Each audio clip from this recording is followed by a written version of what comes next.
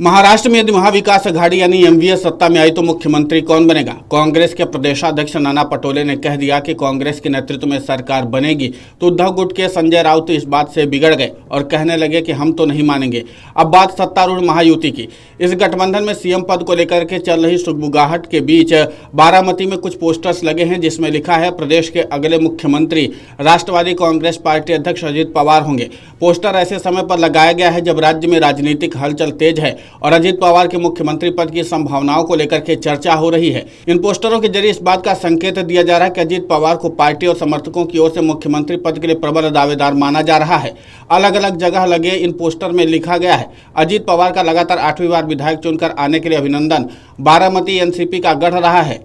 इसे नतीजों से पहले गठबंधन पर दबाव बनाने की रणनीति के तौर पर देखा जा रहा है। पार्वती विधानसभा क्षेत्र और बारामती क्षेत्र में ये बैनर लगाए गए हैं। अजित पवार महाराष्ट्र में 4 बार के उप मुख्यमंत्री हैं। मुख्यमंत्री बनने की इच्छा वो कई बार मंच से कर चुके हैं। चाचा शरद पवार से अलग होने के बाद बीजेपी पवार और उनके कार्यकर्ताओं की इच्छा है कि प्रदेश की कमान उन्हें सौंपी जाए।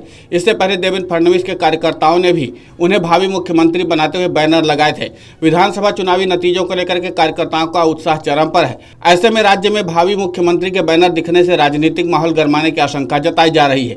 अजित पवार कैंप की दावेदारी के बीच ये बात भी अहम है कि महायुति के तरफ से सबसे ज्यादा सीटों पर चुनाव बीजेपी ने लड़ा है।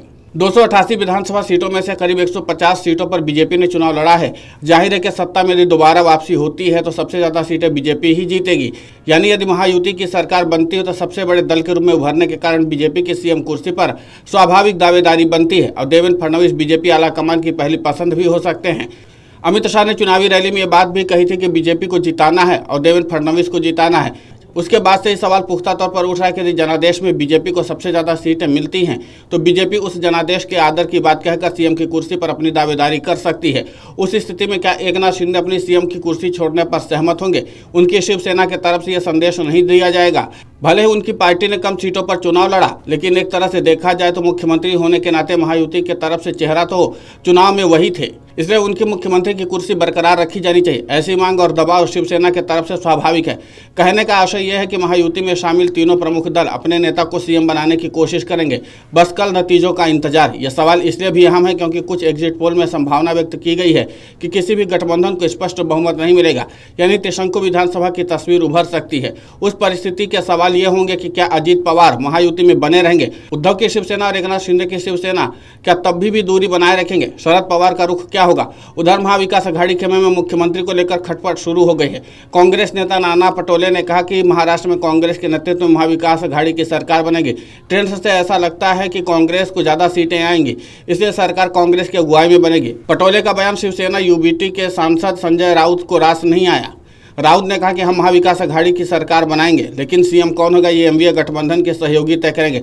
मैं इसे स्वीकार नहीं करूंगा। राउत ने यह भी कहा कि अगर कांग्रेस आलाकमान ने पटोले से कहा है कि वो सीएम होंगे तो कांग्रेस अध्यक्ष मल्लिकार्जुन खड़गे, राहुल गांधी, सोनिया गांधी या प्रियंका गांधी वाड्रा को इसकी घोषणा करनी चाहिए। कुल मिलाकर के ये कि चाहे महायुति हो या फिर महाविकास अघाड़ी, दोनों की तरफ से सीएम को लेकर के अलग अलग दावे किए जा रहे हैं और लगभग हर सहयोगी दल अपने आप को मुख्यमंत्री का चेहरा एक दिखाना ही चाह रहा है। अब ऐसे में सियासी समीकरण कैसे सेट होंगे ये बात देखने लायक होगी। Video desk amarujala.com। अगर आप ये वीडियो YouTube पर देख रहे हैं तो हमारे चैनल को सब्सक्राइब कर बेल आइकन दबाएं और Facebook पर देख रहे हैं तो हमारे पेज को लाइक करें। 8 मिलियन प्लस सब्सक्राइबर, आपके इस भरोसे के लिए बहुत धन्यवाद।